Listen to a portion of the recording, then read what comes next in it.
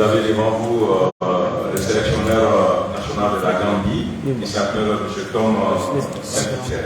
Donc, Tom, bonsoir et bienvenue à Bamako. Alors, demain, ça serait une grande rencontre, pouvons dire une retrouvaille entre le Mali et la Gambie. Oui, pour moi, Mali est un des plus grands pays de football en Afrique. On a joué contre Mali au Cannes, match nul. Mais aussi, Mali, pour moi, a la qualité pour qualifier pour la Coupe du Monde 2022 pour le Qatar. Et c'est une grande équipe. Il manque quelques joueurs maintenant, mais il y a beaucoup d'options, il y a beaucoup de qualités dans cette équipe. Et ça va être un match très difficile pour nous. Mali est le grand favori, ils sont 45 au FIFA ranking, nous sommes 126, c'est-à-dire 81 positions différentes. Mais aussi au Ghana, on a joué un match nul et c'est aussi pour faire le meilleur pour nous. Mais j'ai beaucoup de respect pour Mali, je suis un peu supporter et amateur de football malien, mais demain et la prochaine semaine, pas, mais pour les autres matchs, oui. D'accord. Donc, on va passer la parole aux journalistes. Vous allez vous présenter nom, prénom, le média dans lequel vous travaillez et puis la question. Le micro est là-bas? Oui. Ok, allez-y. Ah oui, madame, madame, allez-y. Bonsoir, moi je suis Enchantou Sanego, journaliste et média Quel Sport. Alors, le Mali, équipe en tête de groupe, avec quel état d'esprit vous allez vous affronter demain? Naturellement, les dernières 5 années, on a réussi de bons résultats avec Gambie. On a qualifié pour la première fois pour le Cannes. Et le coup de jouer un Cannes et finir aux 6e position est comme sucré. On veut qualifier encore une fois, mais on est aussi réaliste que Mali est la plus grande équipe dans notre groupe. Aujourd'hui, Sud-Soudan a gagné contre Congo, ça dit qu'il y a chaque équipe peut gagner contre l'autre, mais pour moi, Mali est la plus grande équipe. Mali a la qualité comme Cameroun, peut-être mieux que Cameroun, que Ghana, que Nigeria.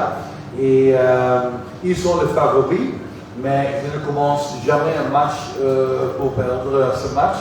On est là pour faire un surprise et on va être très content quand on peut gagner un point ici.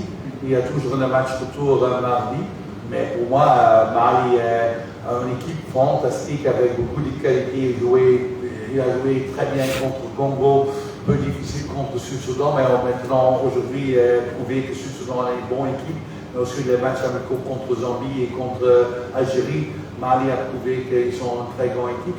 Mais on est motivé, on est prêt pour ce match. Il manque quelques joueurs très importants de notre équipe. Il manque 7 centres milieu de terrain quand on voit la Cannes une année passée. Mais c'est la vie d'un entraîneur, je ne criais pas. On est prêt pour ce match et on va faire tout pour un bon match demain. Question? Oui, il faut passer le micro de l'autre côté. Pardon? Drissa. C'est vous prendre le micro. Oui. Alors, coach, bienvenue à Bamako. Drissa Nyono, Sport News Africa, Radio Rampart. Alors, vous répétez à chaque fois qualité. Quelles sont pour vous les qualités de cette équipe malienne? Pour moi, au début, ce sont des très grands joueurs. Chaque joueur a un haut niveau de football. Presque toute l'équipe joue en D1 en Europe, en France, en Angleterre, en Autriche, en Allemagne. On a des joueurs qui jouent en 4e division en Suède ou des autres ligues en Europe, comme ça. Il y a une grande différence entre les professionnels européens, maliens et de nous.